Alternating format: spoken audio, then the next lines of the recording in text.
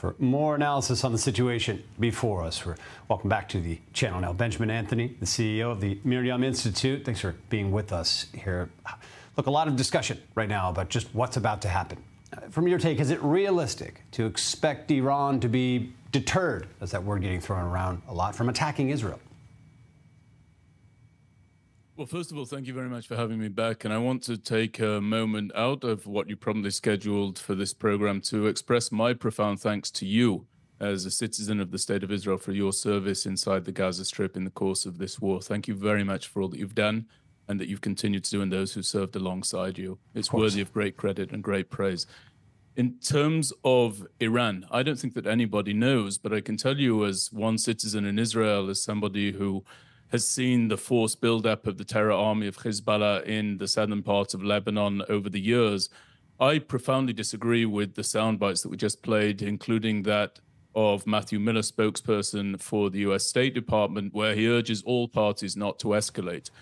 Because we're already in an escalation. This is a very serious escalation. 12 children were killed in Mashhad al-Shams just the other week.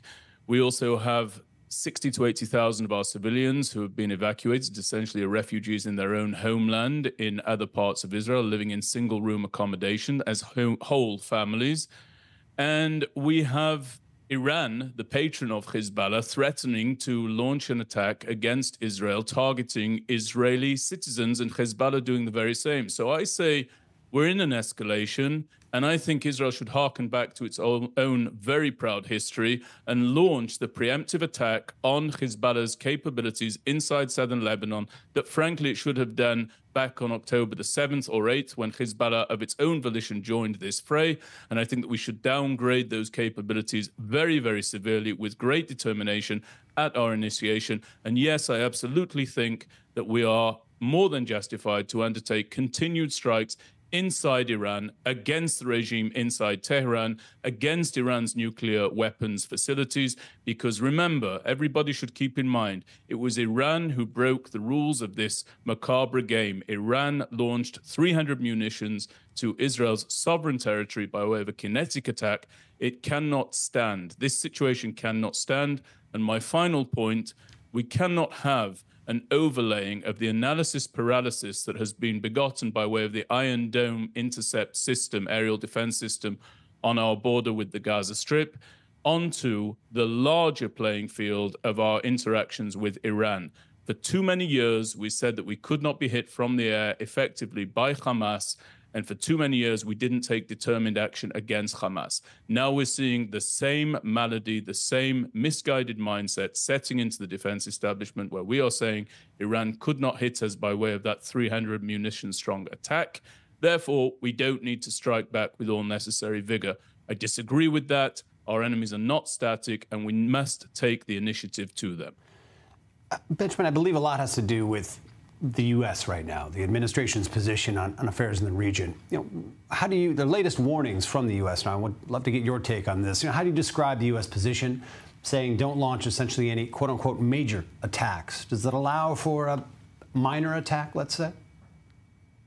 Well, thank you again for your question. So let's again take a look back at recent history, if I may ask everybody to join me in this. In 2008 to 2009, Israel launched a significant, large attack, to borrow your phrase, David, a large attack, a large operation inside the Gaza Strip that came to be known as Operation Cast Lead. Now, it took place during the lame duck period. That's the period of time between the election, the American election in November, and the taking of office of the incoming president-elect that happens in January. So Operation Cast Lead was fought between George W. Bush's conclusion, the conclusion of his presidential term, and the arrival in office of President Barack Obama. Let me give you an idea of the timing there. Barack Obama took office on January 20th, 2009. Israel wrapped up its operation there, Operation Cast Lead, in 2009, 2 days prior to that, January 18th. Why? Because the lame duck period gives us some opportunity to maneuver as we need to. Here's what my point is. We're now in a far more elongated lame duck period. We have President Joe Biden announcing he's not going to run for re-election. He did that in July. And therefore, we have from July, as opposed to what would typically be November, we have from July all the way up to January of a lame duck period. Yes, we still have a president in situ, but we don't know who will be the next president. It could be Kamala Harris.